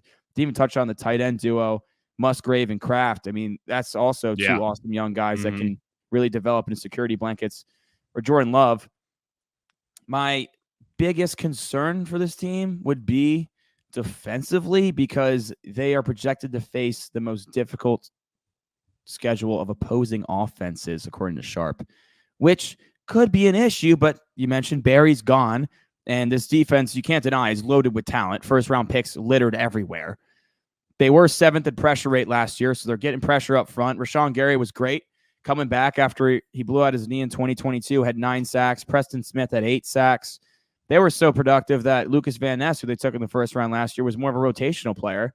Didn't provide much as a pass rusher, but he was really good against the run. So they got depth up there. Devontae Wyatt, who they took out of Georgia, The year prior, 5.5 sacks and a great 15.7% pressure rate from the interior next to Kenny Clark, who's still that dude with 7.5 sacks. I mean, the defensive line's great. The secondary, that's where the question marks are, particularly at corner. Jair only played 7 games last year. He was good, but 7 games, had the whole debacle with the when he went out there as a captain, he wasn't supposed to, and then got suspended for a game. Like that whole weird thing happened. Eric Stokes, who they took in the first round of 2021, which showed a lot of promise early on. He's only played 12 games the last 2 seasons. So if those 2 corners, Jair and Stokes, can come back and actually be healthy and productive like they were, this defense can be really damn good, because McKinney was one of the best safeties in football last year, played every snap, should be a really good leader in the back end of that defense. But yeah, I mean, if those corners are good, the defensive front is going to get after the quarterback, and the Packers can be a really dangerous team. I think they're a legitimate Super Bowl threat, not only in the NFC, like Super Bowl threat. If Jordan Love continues to develop off what he did last year, and this defense can hold their own and stay healthy, this should be a really good team. I like that they had Edgerrin Cooper in the second round too. He was a really good blitzer at Texas A&M from the linebacker position, and the Packers blitz at one of the highest rates in the league too. So I think it was a great fit. They lost Devondre Campbell, so they need some juice in the middle of the field. Love that pick. Javon Bullard, they took in the second round of safety. He's a great deep safety, has ball skills, can play that center field position, if you will. So I do like the additions that they made. Right? Edgerrin Cooper? Edgerrin Cooper. Edgerrin Cooper, get off the edge. Edgerrin Cooper. It's within the name. You know he's going to be good off the edge. Yeah. Yeah, so I got the Packers 11-6, man. I do not have them, teaser, winning the division, but this team is a legitimate threat to win the division and potentially, even as a wild card team, make a run of the Super Bowl. Yeah, I mean, I'm sprinkling on them not to win the Super Bowl, but I am throwing them on it to make the Super Bowl at plus 800. Them and Philly are the 2 teams that I'm going to throw some money on before the season starts to make it out of the NFC. I hate the 49ers value at plus 250, so not going to touch that. Obviously, we know they can get back there, but I'm a little greedy boy, so I'm not going to be doing that. And then from fantasy perspective, I just, like we said earlier, I mean, you want to go and you want to snag Marshawn Lloyd late in your best ball drafts. Dynasty, he must be picked up. Redraft, definitely pick him up. And at the tight end position, I think Musgrave and Kraft, I mean, it's going to be a little bit of a 50-50, a lot of 2 tight end sets. But if one of them is to miss time, I mean, the other guy that's healthy, I view as a top 12 tight end. So if you don't have one of those top 5 guys that they're studs, I mean, whoever's healthy is a plug and play guy every week, in my opinion. So if you have kind of one of those tight ends you're taking late, these guys might be one to stash at your bench and hope that they become the full-time guy. Yeah, really young roster, a lot of promising young pieces. We'll see who develops as that top guy in the offense, Reagan. If anyone develops, it might just be spreading the ball around. Everyone has a good time. Everyone scores. Everyone gets the ball. They have a good season. Man. All right. Well, I'll tell you, dude, in the best ball drafts even, I've been targeting Wicks, Heath, Melton late because I think they're going to be involved. Like, there's going to be weeks where they're the guy. So in best ball, that's the perfect thing. If I have one of those guys who say it's Heath's week and he goes for 4 for 80 with 2 touchdowns, hell, I just spent my last pick on him, but he just got me 22 fantasy points. So, yeah, that would be great. Sorry, quick math. It's hard sometimes, Quick math. Gotta get the old calculator going in the brain. Even Bo Melton, former Rutgers star, he had some big games towards the end of last season when some guys were hurt. So, yeah, this is a really fun offense with Jordan Love. Your MVP for the Green Bay Packers. Come on. Jordan Love. Yep. We don't have to waste much time there. Your X factor.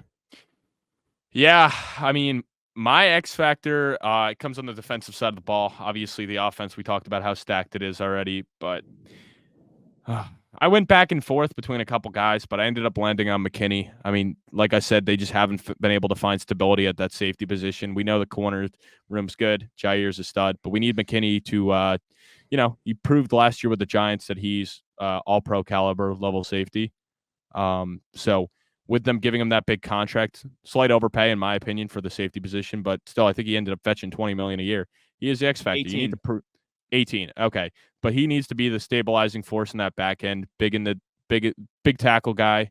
I know I think he ended up having a couple sacks last year too as well. But he was a stud in coverage, absolute stud in coverage, great tackler, played every damn snap, which is so rare. Yeah. And he could even get after the quarterback and blitz the quarterback. He's an all-around great safety. So that's kind of why he's my X factor, that he could hopefully be the stabilizing force that they've swung and miss on a couple times. And it's also crazy just looking at the defense. I mean, they're probably one of the few teams that have 6 former first-round picks on it, and they're not even close to being one of the best defenses in the league. That's the crazy part to me. On paper, they should be. Like, if their new DC figures it out and everyone stays healthy, like, they have the potential to be a top 10 unit for sure. But I went a different route, my X factor. I get why you picked McKinney in the regard that it's a position they've whiffed on so much, but I think McKinney will be a steady presence back there. He's durable, and he fills a huge hole and be a leader because he was a captain for the New York Giants as well. I'm going to go Jair Alexander. He's been regarded as one of the top corners in the league previously, just hasn't been able to stay on the field and be consistent the last 2 or so years. If Jair Alexander can return to a top 5 corner, even a top 10 corner, the ceiling for this defense just gets so much higher, in my opinion. Yeah. No, that's a great pick as well. I mean, it had to be on the defensive side of the ball. Yeah. And we kind of know what Love is. They have a lot of talent out there. The defense is the one with the biggest question marks that'll be holding them back. Rookie of the year. Tough. They had a weird draft. Yeah. They had a weird draft for sure. I mean, Jordan Morgan, he can play tackle guard. You said he looks like he's going to be playing right guard. Edrin Cooper, I mean, that's my pick just because I think he has the biggest impact. Even though Javon Bullard, he's a deep safety. I don't know if he'll get on. Marshawn Lloyd buried behind. I'm gonna go with right now. What I'm taking. No, that's what I'm taking. Lloyd? Marshawn Lloyd. Yeah, dude, because I think by the end of the year he's a starting running back, and I think they're gonna be a playoff team, and I think he's gonna have an Aaron Jones type impact come down the stretch when they're in the playoffs. Games are getting cold. Josh Jacobs is. I don't want to say he's gonna be as bad as Miles Sanders, but I'm definitely skeptical that he got paid big in the offseason. He's aging. He clearly took a step back last year, so I'm going to go with Marshawn Lloyd as my rookie of the year. I think to start the year, he might not get enough touches, but eventually he's going to win that number 2 job from Dillon, and then he'll go win that number 1 job. And yeah, down the stretch, Green Bay is going to be in the playoffs, and they're going to be running the ball down their throat with Marshawn Lloyd this time around, because clearly that recipe was working last year with Mr. Aaron Jones, which I still think it's crazy they'll let him go, but that's another issue. Depoy, Reagan. Wait, who was yours? I said Cooper. Oh, that's right. Okay, sorry. Depoy, 6 first-round picks in this defense. It's tough. I mean, I already got my X factor. That doesn't mean he's going to be their best player. I'll go with Quay Walker. I mean, no. I'm not going to do Quay Walker. Yeah, I'll go with Rashawn crazy. Gary. I'm going Rashawn Gary. I was going to say Quay Walker over Gary or McKinney would be crazy. No. I'm going to go Rashawn Gary. I mean, he's obviously a mauler. He's a Jersey guy too. Pretty cool. Yeah, pretty Paramus cool. Catholic, baby. Another case of a Jersey guy going to Michigan. What else is new? Never can keep them in state, but we still love him for it. Gotta talk to our boy Coco about that. Yeah, Coco, what the hell are you guys doing out there? I mean, at least you kept Bo Melton, but come on, keep the actual studs in the house. But yeah, I'm gonna go with Gary. I mean, no brainer here. I shouldn't say that because you could make a case for McKinney as well. Yeah, I had Gary as well. But I'll make the case for McKinney because you touched on as the X factor where they've really lacked the talent back there for a while. Swung and missed on a lot of guys. He can be a leader of the defense. He's going to play every down and can really direct any young players that are on the defense and be that hard-nosed player in the run game and at the back ends because he was phenomenal covering tight ends for the Giants, like really awesome. I mean, look at what he did against TJ Hawkinson in the 2022 playoff game. I mean, it was awesome to watch. So I'm really, really upset that he's gone, but the Giants, given the state of their roster, we're never going to pay a safety $18 million. It is a big pay for a non-premium position, but for a guy that's as durable and reliable as McKinney, that's also a leader, you can justify it that way. So you can make the case for McKinney in that regard. Druck, what is your lock? The night. My all-time favorite. All-time favorite. My boy, or once was my boy, Josh Jacobs, to have 1,000 rushing yards and 500 receiving yards in the regular season, plus 700. Very doable. Very, very doable. You know what I like about that? That Josh Jacobs, he was never really used a ton as a receiver in Vegas. I think he averaged roughly 3 receptions per game. But he said how he liked that LaFleur and the Packers staff has indicated to him they're going to let him get a lot of work as a receiver and utilize him in that regard, which you wouldn't think of Josh Jacobs as a big receiving threat because he led the league in rushing 2 years ago. And last year was just a wash of a year. But if that actually comes to fruition, I think he can easily get 1,000 rushing yards if he stays healthy behind that offensive line and in this high-powered offense. The receiving yards is where it gets a little dicey. If that actually happens, where they do use him a lot of the backfield, more so they did in Vegas, I like it at those odds. Yeah, I mean, I obviously was just shitting on the guy. But yeah, you're just shitting on the guy saying Marshawn Lloyd's going to take his job, so you probably don't like it. Hey, man, if I end up being wrong, then sure. I mean, if he returns to the Josh Jacobs we saw 2 years ago, I think the sky's the limit. And it obviously, like Colin said, it's the Green Bay offense. I mean, they really like to utilize these running backs as pass catchers. I mean, Aaron Jones has been one of the most dynamic pass catchers at the running back position over the past couple of years. And even A.J. Dillon, they've used a lot as a pass catcher, which I don't get it. But you would think Josh Jacobs is an upgrade over him as a pass catcher. But I expect Marshawn Lloyd to be used as well there. But all are big guys, too. I mean, I saw Marshawn Lloyd's 220. A.J. Dillon's a big guy. I believe Josh Jacobs has got to be over 200 as well. So, I mean, it's just a big backfield. So it'll be interesting to see if Jacobs is the goal line back or they give it to A.J. Dillon. Yeah, Jacobs is okay. I guess he's 5'10", but I would like to know how much he weighs. How much do you weigh? 220. 220. Yeah. So that's crazy. So they all their running backs are over 220. So that is good for the pass catching aspect, that none of them are these little scat back type guys that we see on other teams. They're all big boys, so they'll all get their opportunities. So that's a fun one, Drock. I hope you're writing all these down, Drock, so we can keep track of them for the season as well. He's definitely not. We're gonna have to watch it through. I've got us. Yeah. He did. That's yeah. a no. Yeah. Okay. Obviously, he's got him down. There is bet slips. He just has to sign in the DraftKings. No worries. Yeah. Oh, I don't know if he's going to take all of them. That's a lot of I'll put 100 on every single one of them. I'll screenshot and I'll put it on Instagram. Okay. Oh, fuck yeah. So Proof's in the pudding, baby. 3.2K pending in Actually, we got to think of we got to think of a punishment for him if he goes 0-32. I'll shave my head. Yeah, I think that's fair. Yes, I think if you go 0-32, you have to shave your head. Is that a deal? Oh, that's so good. That's the perfect punishment. There you go.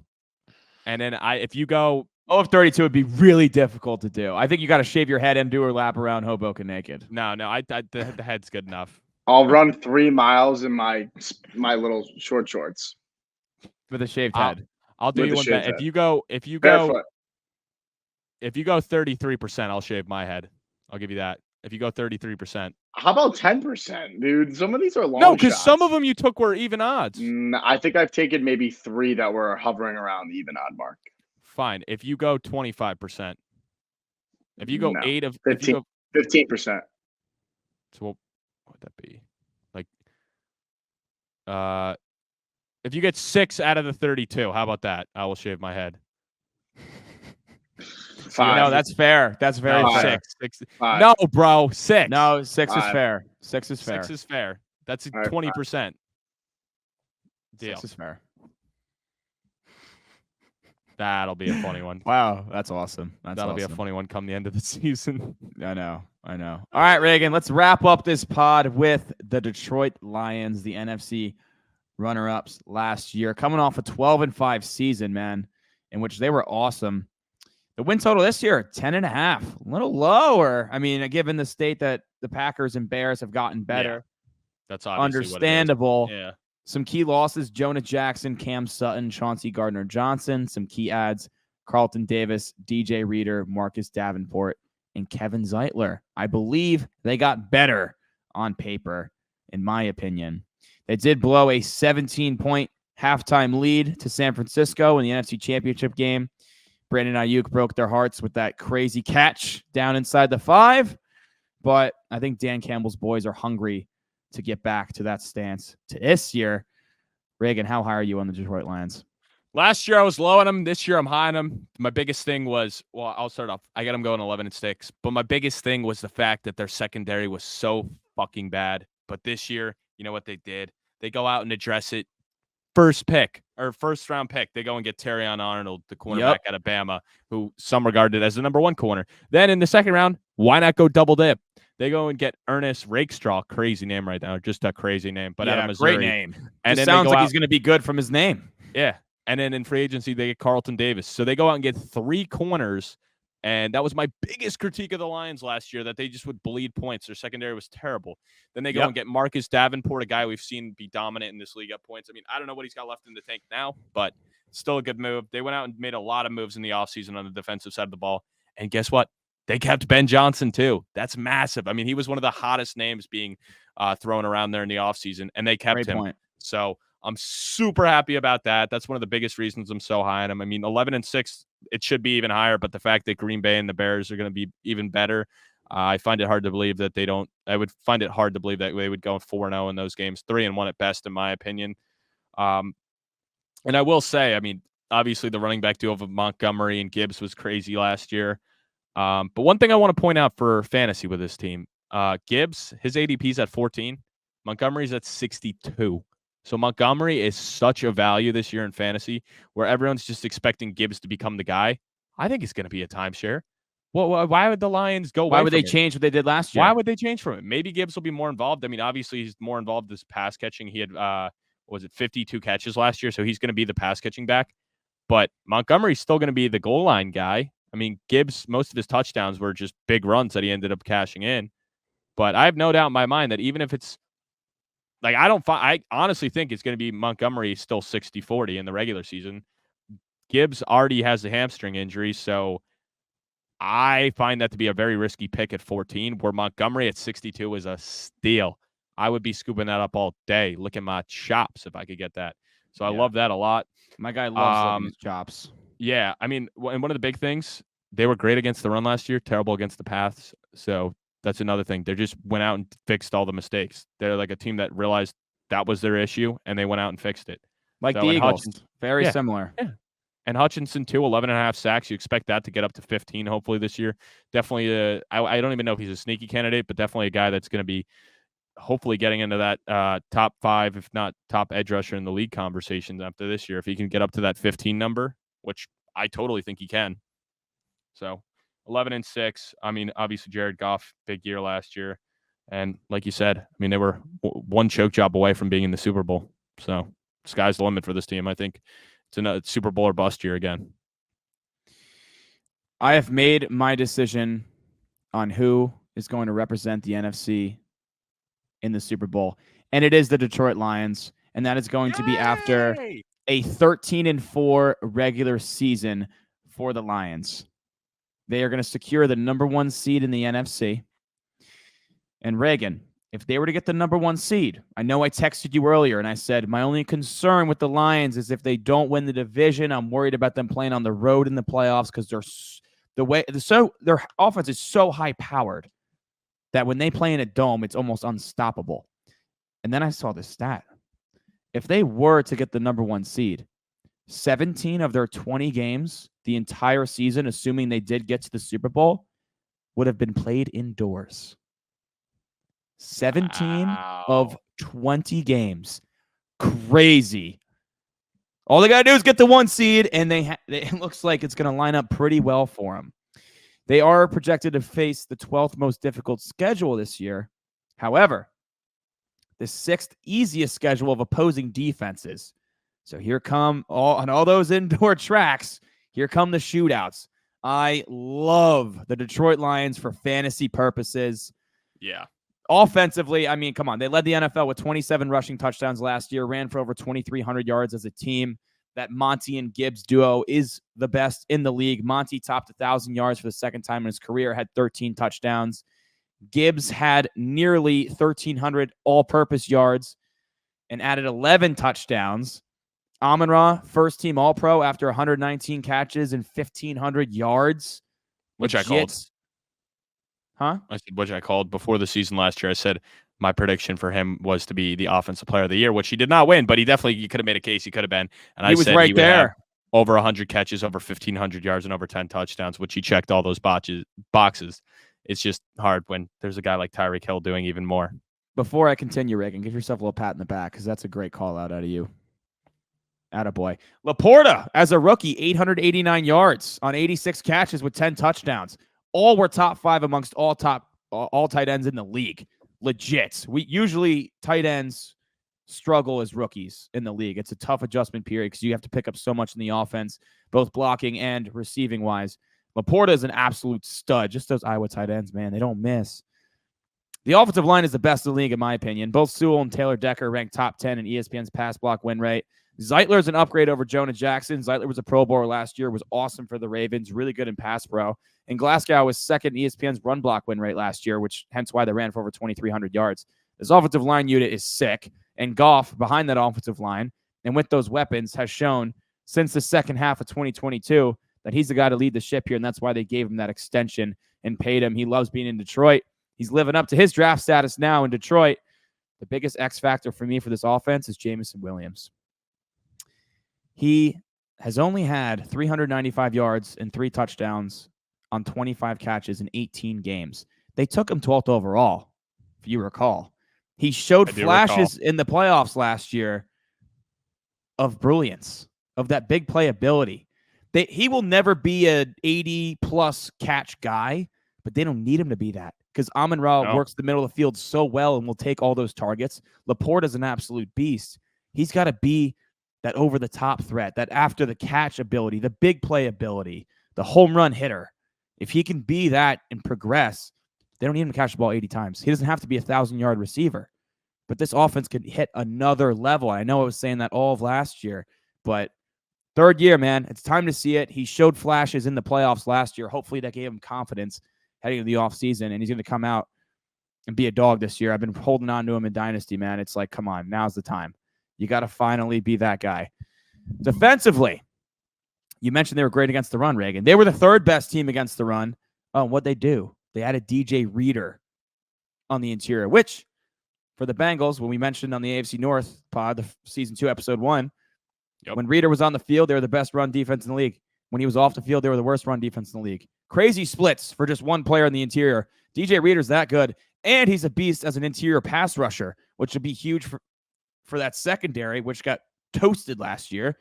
They have some young players, right? You mentioned the draft picks that they took, Terrion Arnold and Ernest Rakestraw, which both are really good in coverage. Like, actually, Rakestraw fell a little bit to the second round. Like, if he would have came out in the draft the year before, he'd probably been a first-round pick because he was that good at Missouri in 2022. And Terrion Arnold was a beast at Alabama. So I love those additions.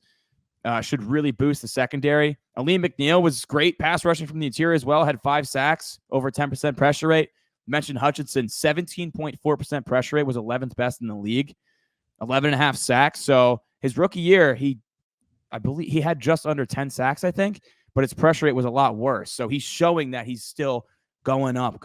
Like, he can be that guy that's pushing top 5 in the league in sacks, like you mentioned. I love Brian Branch in the slot. He was really good last year. Kirby Joseph, yeah, I mean, he's kind of toast at safety. The safeties were what worry me here. I love the additions they made at corner. The linebacker core, Alex Anzalone, former Gator, go Gators. He's really good. Jack Campbell was good against the run, but he kind of got hurt a little bit in coverage last year. Anzalone's the better guy in coverage, so Campbell's got to clean that up, but he was a rookie. Ultimately, I think the defense will be better this year. I don't think they'll be an elite defense by any stretch, but I like the front that they're building. I like the young pieces they added in the secondary. Hopefully, the back end, the safeties can hold up and they don't get burnt toast. But I think there's going to be a lot of shootouts here, but I think the Lions are a team that's going to average over 30 points per game. I love the Detroit Lions. I love Dan Campbell. They play hard for him. I think he's showing that he's going to become one of the top coaches in the league. 13-4, the NFC's number 1 seed, and my choice to represent the NFC in the Super Bowl, the Detroit Lions. Yeah, I mean, they obviously made all the right moves. So, and the fact that they were able to keep 4 of their 5 starting linemen is huge. I mean, obviously. And I think Zeitler's an upgrade over Jonah Jackson. Jonah Jackson was the weak link on the unit last year. Yeah, I mean, I think it'll be about the same, maybe slightly better, like you're saying. So the fact that they were able to keep that intact, then Ben Johnson, I mean, they literally probably had one of the best off seasons out of any of the teams out there. They didn't lose much, and they just kept adding to it, and they added in the spots that were their weakest points. So yeah, they're really. And I mentioned Chauncey Gardner-Johnson as a key loss, but he didn't really play much last year. He was hurt for much of the season. Yeah, Cam Sutton wasn't great, so it's like, you know what? They didn't really draft lose a guy like Brian Branch last year in the second round, so you can let a guy like Chauncey Gardner walk. Yeah, absolutely, man. Brian Branch was really good. Really good. Yeah. They just keep going to that Bama well in the secondary. Hopefully, Terrion Arnold follows what Brian Branch did. Your MVP for the Detroit Lions. Aiden Hutchinson. He's going to get up to the 15 sack mark this year. I feel very confident in that. He's going to take the next step into that elite tier of pass rushers. He's a guy who actually has, I think, as many picks as Sauce Gardner, which is hilarious. But he's a guy that, That is hilarious. he's gonna put them over that next. He's gonna get them over the hump. I mean, you see how big of an impact a guy like T.J. Watt, a guy like Myles Garrett, a guy like Micah Parsons has on their defense. Like when they miss time, everything changes. So if he stays healthy, I think he's going to be the MVP of the defense. We know the offense is sick. I mean, you can make a case for a bunch of those guys, but I think if one of those guys is to miss time, the offense won't skip a beat. Where if he misses any time, that defense is going to be bleeding points. So he is the most important player to this defense, and he is my MVP. I went Amon-Ra St. Brown, all-pro player, 1,500 yards, 10 touchdowns. He's so good working the middle of the field, and him and Jared Goff have developed such a strong connection. I think he's vitally important for that offense. I'm going to go Amon-Ra St. Brown. Your X factor. Yeah, I mean, it's obviously on the defensive side of the ball again. It would be Terrion Arnold. I mean, they spent the first-round pick on him. I mean, a lot of people said he could have been the number one guy out of all the cornerbacks. I mean, it was between him and Mitchell, kind of as the top two guys going back and forth. I mean, Cooper DeJean's name was floated around, a couple different guys as well. But he really is my X factor because the secondary was so bad last year, so he's going to need to step in and be that number one guy. I mean, Carlton Banks, maybe he'll step in, but they spent the capital on him. They believe in him, so he is my X factor. Yeah, I mean, I like that pick. I went in this as the secondary as a totality as my X factor. Obviously, Arnold and Rakestraw. So you're assuming Carlton Davis is going to start at one corner. He's the vet, although he wasn't a stud for Tampa Bay. Like he's still a good quality player. No. Well, Tampa Bay, that's where you beat him is in the secondary. You don't beat him on the ground. You beat him in the secondary. Very similar defense to Detroit, where if you're going to beat him, you're going to beat him in the secondary. Absolutely. He wasn't a stud there, but he is a veteran presence. You'd think Arnold has the shoe-in to start because he was the first-round pick and Rakestraw was the second, but that should be a fun – maybe Rakestraw plays in the slot too a little bit, and you can have Branch float around at safety because he has that flexibility. That'd be fun. But, yeah, I mean, it's a secondary as a whole for me. A lot of young players. They're the whole on this team. So if they're going to be in a lot of shootouts, they need those young bucks to lock it down. Rookie of the year. I'm going to go with Terrion Arnold here. I mean, if he's my X factor, he's got to be my rookie of the year. I'm expecting a big year from him. Yeah, absolutely. I mean, there weren't a ton of options here. You can pick your poison with the corners. I'm going to go with Arnold as well because he was the first rounder and the better prospect, assuming that. I mean, you look at their other guys they took. Giovanni Manu, 4th round offensive lineman out of Canada. Very weird. And, I mean, given that the Lions have the best offensive line in the league, Taylor Decker is a free agent after this year, so we'll see how much money they have to give to him. But they also traded their 3rd round pick next year to take Manu in the 4th round this year, which was odd. You don't really see that often. He's also out of Canada, so I don't know. They've built such a phenomenal offensive line that I trust their evaluation of offensive linemen, but still a little strange. Sion Vaki's getting a little bit of praise from Dan Campbell right now after the preseason. He's a college safety being converted to a running back. He only had 42 career rushing attempts over the last 5 seasons, but yeah, I mean, Dan Campbell says he keeps getting better and better, and he looked pretty good in the preseason, but you're not going to say a running back that they took in the 5th round is going to be rookie of the year. So especially it's got to be one of the DBs. Montgomery in front of him. Yeah, dude. Like, although they did use 3 running backs at times. I mean, Craig Reynolds, I remember, came in for 1 play last year and punched it in for a touchdown, and we were like, I think we had Montgomery or Gibbs to score, and we were all like, what the fuck is he doing in there? But he came in for 1 play and scored a touchdown. That was the worst. So, you're betting on, like, all right, who's going to be the Lions running back that scores? And you're trying to pick your poison between Gibbs and Montgomery. And shout out Kutztown legend, though. Kutztown legend right there, Craig Reynolds. Let's go, Big G. All right, your D-boy. Your MVP's Hutch. Yeah, Hutch. Yeah, my D-boy's Hutch. Come on. Yeah. Let's be honest, man. Let's be honest. Damn, the Jaguars should have took Hutch number 1, huh? Damn. I mean, or sauce. Drock, get your ass in here. Let's end the night. How we do it. How Drock do it. All right. It was unnecessary. Call me out for the Lions. Yeah, can I tell the story? Story? Yeah, but I want to hear. I want to hear both sides. There's 2 sides to every story. So we just finished dinner, and this is like 20 minutes before we started recording, and I just finished my Lions research, and I'm like, God, I'm so high on the Lions right now. So I'm really excited. So I go, Dave, what's your rock lock for the Lions? He goes, no, I want it to be a surprise. I'm like, okay. And he's like, I'll just tell you. I'm like, can I guess first? He goes, sure, you can guess. I go, Amon-Ra 1,500 yards. He goes, dude, what? How'd you know that? I'm like, yeah, Amon-Ra 1,500 or more yards. Slim it. Yeah, we're changing it though. We're changing it. Oh, now he's changing it because he's like, did you see my phone, bro? I'm like, no, dude. I just kind of had a hunch. I don't know. Yeah, I was like, did I send him a hunch? Did I send him a screenshot with it? But no. No, I just guessed it. I'm like that. Well, now I'm taking Amon-Ra 1,500 yards because that was pretty crazy. Yeah, that is crazy. That's and I love it. I loved it. I loved it too, but we switched it up. I'm gonna go Jahmyr Gibbs to have 1,000 rushing yards and 500 receiving yards as well. That's at plus 450. I like it, but yeah, my Amon-Ra pick was good. But just so everyone knows, okay. Jahmyr Gibbs last year had 945 rushing yards, 316 receiving yards. Close. I'm so excited to see my reflection in that cue ball head. I'm so excited.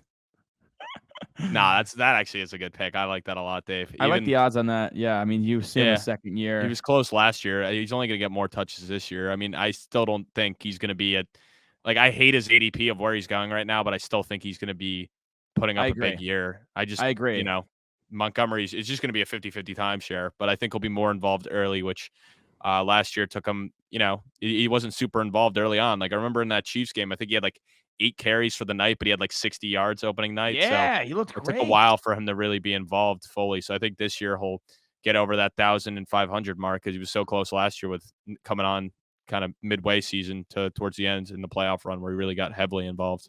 Yeah, Montgomery played 14 games last year, and Gibbs was awesome when Montgomery was out. But Montgomery's also he's been a durable player over his career. 16, 15, 13, 16, and 14 games played. So for Gibbs to really pay dividends at that ADP that you mentioned, Reagan, ranked 14th right now, you're almost like, what's his ceiling? If Montgomery were to be out for a significant period of time, his ceiling could be a top 3 fantasy running back. But with both of them there to justify taking Gibbs 14th overall, or even I don't know. I would stay away from Gibbs in that regard because it's a two-headed monster that's awesome. And as productive as Gibbs is and as efficient as he is, the volume just isn't there right now. But yeah, he was 55 rushing yards and 184 receiving yards away from hitting that last year drop. And you'd imagine he's going to get better. This offense should be just as good, if not better. So certainly there. Slam All right, Reagan, that wraps up the NFC North. Anything you would like to add before we close it out for the night? No, man. I mean, all the fantasy and all that good stuff, best ball, that fun stuff, we'll highlight on Wednesday. I'm pumped for that. I mean, it's not every day you get to listen to a big-time fantasy player give his advice out, you know. I honestly hope you and Dave take some stuff away from it because, you know, I want you guys to be able to compete in your other leagues you guys are in. So I'm really hoping you guys take something away from it.